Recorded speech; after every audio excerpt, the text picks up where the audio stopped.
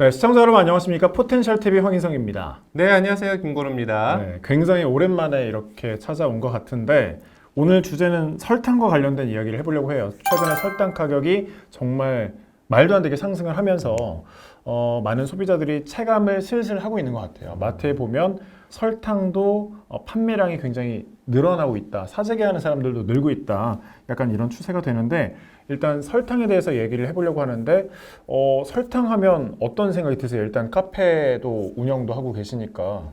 뭐 일단 설탕은 네. 뭐 카페 같은 이제 분야도 그렇지만 이제 디저트나 아니면 그 외에 뭐 여러 가지 부분에서 빼놓을 수 없는 원자재라서 네. 일단은 이제 가격이 오른다는 얘기만 듣는 것만으로도 굉장히 좀 부담스러운 주제이기도 하죠. 아직은 체감을 못 하시는 거죠? 왜냐면은 아직 정부에서도 그렇고 업계에서도 그렇고 뭐 가격 오른다는 얘기는 있었지만 실질 물가가 반영된 건 아니니까 지금까지는 뭐 그렇게 막 엄청 타격이다 이 정도는 아니야. 그렇죠. 왜 이렇게 오르는지 혹시 이유 아시나요? 아무래도 이제 기상이변을 좀 크게 꼽을 수 있는데 여러분들도 이제 좀 느끼시겠지만 요즘에 날씨가 좀 오락가락하지 않나요? 근데 이게 아무래도 우리나라만 그런 게 아니라 이제 전 세계적으로 이 날씨가 계속 이상해지는 느낌? 그렇죠. 이상기후 현상. 그런 게 네. 좀 들지 않나요? 그래서 저도 이제 그런 부분에서 좀 생각이 가장 크게 들고, 그 다음에 이제 무역 분쟁이랑 유통 부분에서 아무래도 이제 자재가 이동하는 경로에 대한 뭐 부담 혹은 뭐 이동 비용 상승 이런 것들이 좀 영향을 주지 않나, 뭐 이렇게 생각을 하지. 네. 진짜 이상기후 현상이 가장 큰 원인으로 지목되고 있는데 일단 그 원당 생산을 가장 많이 하는 국가가 브라질과 인도거든요. 근데 인도는 원래는 그렇게 많이 생산하지 않다가 최근에 급속으로 올라오면서 브라질 뭐 추월하기도 하고 근데 아직까지 뭐 수출 1위는 브라질입니다. 그런데 이상기후 현상이 너무 발생하다 보니까 사탕수수 생산량이 굉장히 줄어들었다라고 해요. 그래서 이런 상황이라서 브라질, 인도, 유럽연합, 그다음에 태국, 중국 이런 설탕 생산을 많이 하는 국가들이 생산량이 확실히 이제 줄 것을 인지를 하고 그런 식으로 발빠르게 대응을 하고 있는데 일단 인도에서는 그 수출을 조금 제한하고 있는 이런 조치도 하고 있고요. 브라질도 굉장히 생산량이 줄 걸로 보인다 이런 얘기가 나오고 있더라고요. 폭염하고 가뭄 뭐 생산량이 크게 줄고 있고 또 다른 이유는 러시아 우크라이나 이제 전쟁이 이루어지고 있잖아요. 전쟁이 이루어지고 있는데 에너지 문제가 발생하다 보니까 러시아에서 이 사탕수수를 에탄올로 연료로 이제 활용을 하는 거죠. 아무래도 이제 연료 부족 현상이 있으니까. 그러니까 상대적으로 설탕으로 가야 되는 그 사탕수수가 에탄올로 바뀌면서 역시 줄어든 거고 또 전쟁을 하다 보니까 사람들이 스트레스도 받고 우울증도 생기고 그렇게 되잖아요. 설탕을 많이 함유한 음식들, 간식들을 전쟁 보급품으로 좀 많이 이렇게 주나 봐요. 설탕이 많이 그쪽에서는 소비가 되고 있다. 이런 것들이 다 엮여지니까 설탕이 좀 부족하지 않나 이런 얘기도 있고요. 또 우리 일상으로 보면 이제 엔데믹으로 가고 있잖아요. 굉장히 외식도 많이 하고 있고 많이 사 먹잖아요, 밖에 나와서. 그러다 보니까 음식점, 밖에 있는 음식점은 설탕을 많이 쓸 거고 자연스럽게 설탕의 소비는 늘 건데 공급량은 부족하니까 설탕 가격은 올라갈 수밖에 없는 거죠. 근데 내가 생각했을 때 네. 지금 물가 상승이라는 거는 뭐 단 하나의 요인으로 인해 가지고 결정짓는 건 아니라 그렇죠. 말한 것처럼 굉장히 여러 개 엮여 있잖아. 그러다 보니까 이제 설탕이 오르는 거에 우리가 어떤 부분을 좀 짚어봐야 될까? 난 이렇게 생각을 하거든. 그러니까 결과적으로는 설탕이 오른다는 얘기는 그와 관련한 제품군들이 오른다는 얘기고 네. 이게 과연 떨어질 것인가, 그리고 떨어진다고 하더라도 원자재가 떨어지는데 소비자 물가가 이거를 반영할 것인가, 사실 그거는 좀 퀘스천이거든. 네. 그러다 보니까 좀 장기적으로 이 문제에 대해서 좀 짚어보고 이해를 해야 될 것 같고, 기후학자들도 그렇지만 경제학자들도 식량 전쟁에 대한 우려를 좀 계속해서 나타내고 있거든. 네. 그런 것들이 다양한 산업적인 측면으로 영향을 줄 거라고 생각을 해. 그래서 앞으로 우리가 이제 이 설탕 가격 하나만 오른 걸로 막 지켜볼 게 아니라 그러면은 과연 그 다음 단계에서는 어떻게 바뀔 것인가, 그리고 우리가 그럼 어떻게 대비를 할 것인가, 이거에 초점을 좀 맞추면 훨씬 더 의미 있는 얘기가 될 것 같아. 그렇죠. 전반적으로 기후변화, 더 나아가서 식량 위기까지 오는 상황이 생길 거니까 거기에 맞춰서 잘 대응하는 게 중요할 것 같은데 설탕 가격이 오르면 어떤 게 바뀔 거라고 생각이 드세요, 그럼? 일단은 이제 외식 물가가 치솟지 않을까 일단은 음. 생각을 해요. 왜냐면은 이제 우리가 뭐 설탕 그래 안 먹지 마, 뭐 안 먹지 뭐 네. 그리고 뭐 이런 거 사실 뭐 안 먹으면 어때? 뭐 이렇게 생각을 할 수 있는데 생각보다 이게 쉽지는 않은 문제거든. 예를 들자면은 우리가 이제 데이트를 한다거나 네. 나들이를 한다거나 그런 상황에서 접하는 빵이라든가 아니면은 뭐 이제 디저트 그런 이제 외식과 관련해서 모든 게 소비됐을 때 설탕이 빠지기는 좀 어려워. 뭐 기타 등등 그렇죠. 케이크, 빵 뭐 다 들어가니까 그러다 보니까 이런 부분에서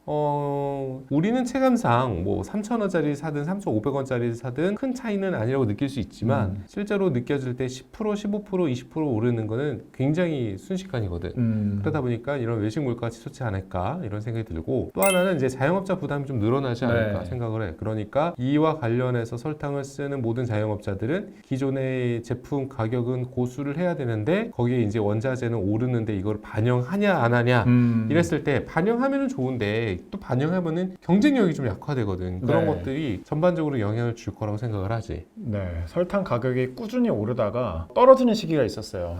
우크라이나 전쟁이 발발하고 나서 다시 이제 치솟았는데 글쎄요, 이 설탕을 안 먹고 살 수는 없을까? 많은 분들이 사실 동의는 못할 것 같은데 굉장히 설탕과 관련해서는 이상하게 돈하고 많이 엮이는 부분이 있는 것 같아요. 작년 2월과 올해 2월만 비교해봐도 60% 가까이 올랐다라고 하고 실제로 그러면 설탕 안 먹으면 좋지 않냐, 다이어트도 하고 좋지 않냐, 이렇게 나온 또 이론 중에 하나가 설탕세라는 것도 있더라고요. 슈거 텍스. 예. 그래서 어느 정도 세금을 미리 부여를 해서 아니 어쨌든 설탕을 안 먹고 모든 사람들이 건강해지면 총 나가는 비용에서는 줄어들 게 아니냐. 근데 이건 누구는 설탕 먹고 비싸도 어쨌든 사 먹는 사람 많아질 거니까 약간 다양한 생각이 드는데. 그러니까 설탕을 안 먹을 수가 없는 게 네.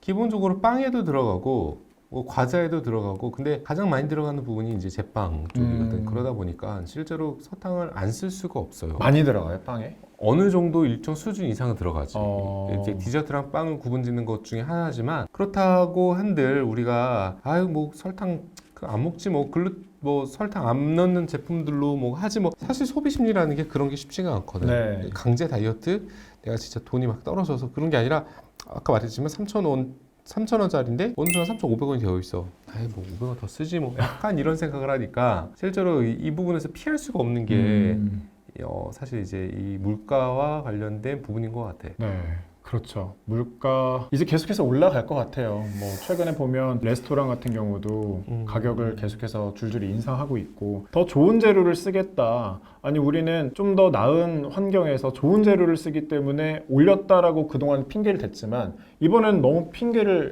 핑계라고 해야 될까요? 정당화시킬 수 있는 게 생겨버린 거니까 원자재가 올라가 버렸다. 우리가 음식을 만들려면 기본 재료비가 올라갔는데 우리가 어떻게 안 올리냐 해가지고 호텔 요즘 뷔페 같은 경우 보통 한 14만 원 정도였잖아요. 이제 20만 원 가까이까지 올라가고 와. 신라 호텔에 있는 망고 빙수 있잖아요. 나중에 이거는 따로 저희가 좀 떼서 얘기를 해보긴 하겠지만 망비 원래 7만 얼마였잖아요. 지금 12만 5천 원이에요. 12만 원? 네, 와, 12만 5천 원까지 미쳤다. 올라갔다고 하니까 이거는 뭐 참. 그리고 또 5월 가정의 달이잖아요. 최근에 이런 가정의 달 때 부모님 모시고 가서 어디 가서 괜찮은 식사라도 해야 되잖아요. 그런데 비용은 이렇게 올라갔는데 안 살 수가 없는 거죠. 그러니까 이거는 어쨌든 진짜 서민들만 힘들어지는 세상이 오는 게 아닐까. 진짜 우리가 좀 더 여기서 주의 깊게 봐야 되는 게 이제부터 시작이라는 점이야. 그렇죠. 왜냐하면은 이상기온 문제가 불거지면 불거질수록 실제로 여기에 가장 크게 영향을 받는 건 농작물이거든. 그랬을 때 이 농작물들의 개체수가 급감한다거나 아니면 수확량이 준다거나 이랬을 때 네. 우리가 그 다음 단계에서 진짜 큰 위기로 이어질 수 있다. 그렇기 때문에 요즘에 이제 가장 주목받는 부분이 대체제, 대체식품, 그렇죠. 그리고 이제 뭐 인공식품 이런 것들이거든. 그런 부분에서 아마 투자 포인트도 있지 않을까 이런 생각을 하게 되네. 대체제와 관련한 투자 포인트요. 글쎄요, 설탕 완벽하게 대체할 수는 없겠지만 설탕을 대체할 수 있는 게 어떤 것들이 있을까요? 저는 일단 생각이 나는 거는 설탕을 대신해서 어떤 음식이라든지 넣을 수 있는 제품은 주스 같은 것도 괜찮을 것 같고요. 스테비아라든지 혹은 우리가 흔히 말하는 공업용 제품이긴 하지만 사카린도 있을 거고요. 여러 가지가 좀 생각나긴 하는데 글쎄요, 완벽하게 대체가 될까요? 꿀도 있을 거고요. 근데 지금 너가 말한 그 제품들이 대체 가능한 단맛을 내는 대표적인 제품들인데 실제로는 비싸. 설탕에 비해서 너무너무 비싸. 그리고 이런 것들에 대한 뭐 부작용에 대한 이슈도 좀 있고 그렇죠. 그리고 특히나 자영업자 입장에서는 이런 제품들을 쓸 수는 있는데 음. 이런 원가율이 너무 높아지다 보니까 네. 가정집에서 그냥 맨빵 주고 찍어 먹는 수준이 아닌 이상 사실상 어려운 부분이 있지. 그렇죠. 저 같은 경우는 그래서 사실 솔직히 얘기를 하자면 설탕은 유통기한이 없다는 사실 혹시 아시나요? 그래? 네, 유통기한이 없기 때문에 설탕 사재기를 좀 해놨어요. 굉장히 많이 사놨는데 한 20개 정도? 그러니까 3kg짜리를 한 20개 정도 사놨는데 야, 대단하다.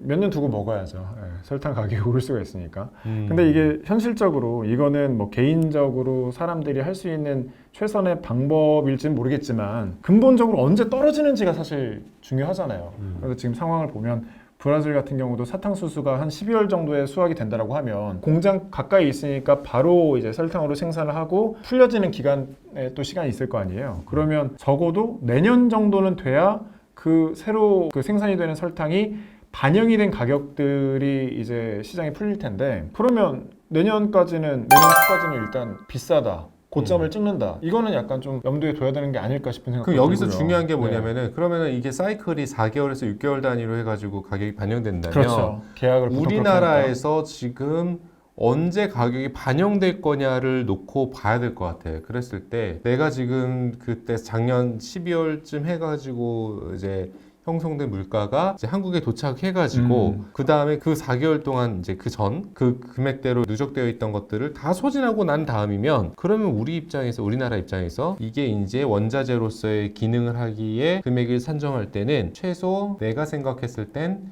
6개월 뒤에는 무조건 소비자 가격은 상승할 수밖에 없다라는 얘기가 나오거든. 그러면은 지금 주식을 볼 때 현재 가격에서 지금 재단과 관련한 제품을 갖고 있는 회사들은 네. 3개월에서 6개월 내에는 무조건 가격 향상을 할 수밖에 없고 그럼 주가에 그때는 좀 본격적으로 반영되는 시즌이 되지 않을까 이렇게 생각을 하게 되거든. 네. 실제로 최근 그 설탕 가격이 올라간다라는 소식은 사실 한 2달 전부터 있긴 있었어요. 그런데 이게 바로 가격에 반영되지는 않았지만 설탕 관련된 회사를 보면 뭐 대한제당이라든지 삼양사라든지 CJ제일제당이라든지 이런 회사들이 있는데 특히 대한제당 같은 경우는 최근에 상한가도 치기도 했거든요. 근데 이제 쭉 올라가다가 삼양사 같은 경우는 쭉 빠지기도 했고 CJ제일제당도 다른 사업을 하는 게 많기 때문에 설탕의 가격이 온전히 반영이 돼가지고 막 오르진 않는데 투자 포인트를 그래서 좀 더 잘 살펴보셔야 될 것 같아요. 어느 회사가 괜찮은지 또 재무제표도 한번 보시고 꾸준히 좀 투자를 할 수 있을 건지 올 연말까지 어쨌든 설탕 가격은 계속 올라갈 거는 거의 확실해 보이니까 그런 포인트도 좀 잘 짚어보시는 것도 좋을 것 같고요. 설탕 관련해 가지고 설탕 가격뿐만 아니라 다른 연결돼 있는 다른 제품들의 가격도 같이 오르잖아요. 이게 기회다라고 생각해서 같이 가격을 올리는 기업들도 분명히 있을 거고요. 그렇죠. 과자라든지 그런 부분에 있어서도 좀 잘 살펴보시고 생각을 좀 많이 펼치시면 좀 좋을 것 같다는 생각이 들어요. 근데 이제 여기서 좀 중요하게 생각을 하는 게 네. 뭐냐면은 그러니까 보통 주식이라는 거는 소식에 반응하고 그렇죠. 이제 어느 정도 일정 수준에 올라가면 기술적 뭐 반등 혹은 뭐 하락 이런 것들이 있잖아. 그러니까 지금 설탕 가격 오른다라는 소식에 반응을 해서 주가가 뛰었는데 바로 반영이 안 되니까 그렇죠. 상대적으로 이제 쭉 다시 빠지고 그러면 우리가 이제부터는 데드캣 바운스가 있는 상황이라면은 나는 2-3달 정도 뒤를 내다보고 지금 빠졌을 때 들어가는 것도 괜찮다고 생각을 해. 그렇기 때문에 지금 뭐 개인적으로 이제 매장 운영하는 입장에서도 네. 지금 당장은 설탕 가격이 오른다는 소식은 있지만 이게 현실적으로 실물 경제에서 미치는 영향을 고려했을 때는 아직은 아니거든. 그러면은 3개월 뒤에 위로 오르니까 나는 그럼 지금 제품을 쟁여놔야 된다는 얘기잖아.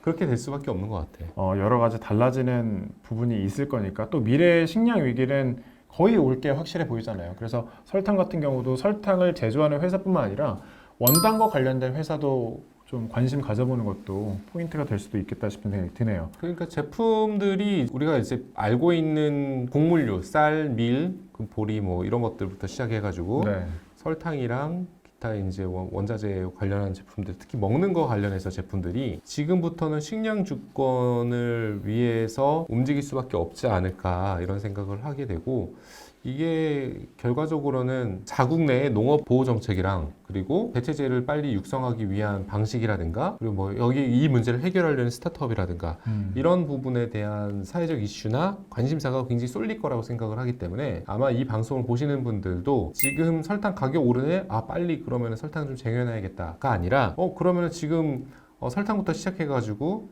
관련한 섹터들이 오르겠네. 그리고 다른 대체 제품에 대한 관심도가 높아지겠네. 이런 것들이 뭐가 있고 어떤 제품, 어떤 회사가 있고 어떤 산업들이 이제 크게 더 영향을 줄 거냐라는 부분에서 좀 짚어봐야겠지. 그러면 커피숍이나 카페나 과자 만드는 데들은 특히 최종 소비자와 직접 대면하는 그런 이제 F&B 사업자들은 그렇죠. 원가율이 높아지니까 매출은 높지만 영업이익률이 낮아질 수 있겠다라는 생각으로 움직여야 될 것 같아. 그렇죠. 최근에 카페 사장님을 한 방송에서 인터뷰한 걸 봤는데 한 달에 30kg 정도의 그 설탕을 소비한다고 하더라고요. 시럽도 있고 뭐 맞아. 라떼 같은 데 들어가는 것도 있고 확실히 사회학자시다 보니까 여러 방면으로 또 연결을 지어서 설명을 해주시는데 그렇습니다. 참 어려운 이 시기에 여러분들이 어떤 식으로 생각을 펼쳐나가고 투자 포인트를 짚어나가는지도 굉장히 중요할 것 같습니다. 설탕과 관련된 얘기를 해봤는데 더 해주실 말씀 있나요? 아니요. 일단은 뭐 네. 지금까지 이제 설탕에 관련한 이제 상승 곡선을 우리가 이제 눈여겨보면서 여러분들 이런 생각을 했으면 좋겠어요. 우리가 현상을 바라볼 때 제품이 지금 가격이 오르네? 이거를 해야겠다는 1차적인 부분 이면에 그럼 관련된 투자 포인트는 뭐가 있고 앞으로 어떤 방식으로 바뀔 것이며 여기에 관련한 대체 혹은 솔루션은 무엇일까 등을 같이 고려해가지고 움직이신다면은 이제 미래를 대비하는 탄탄한 힘이 생기지 않을까 이렇게 생각을 합니다. 네, 오늘 순서는 여기서 마치도록 하겠습니다. 여러분 고맙습니다. 감사합니다.